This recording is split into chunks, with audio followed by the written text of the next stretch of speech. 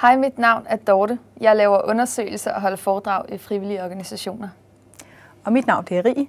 Jeg er selvstændig foredragsholder og konsulent i ledfrivillige.dk. Vi er begge to ledere af frivillige.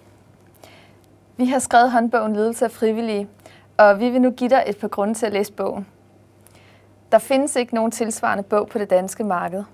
Hvis du gerne vil vide noget konkret om, hvordan du kan lede frivillige, så er det bogen at gå til. Og vi er godt klar over, at ledere af frivillige er ildsjæle og har travlt med mange ting. Du vil sandsynligvis gerne have nogle konkrete redskaber, som du kan bruge nu og her i dit frivillige arbejde.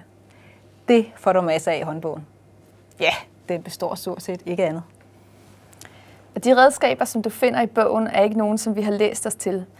Det er redskaber, som vi har set virke i praksis hos dygtige ledere, eller som vi har god erfaring med selv at bruge. Bogen er let at gå til, og du kan vælge at læse de kapitler, som du synes lyder allermest spændende. Rigtig god læselyst.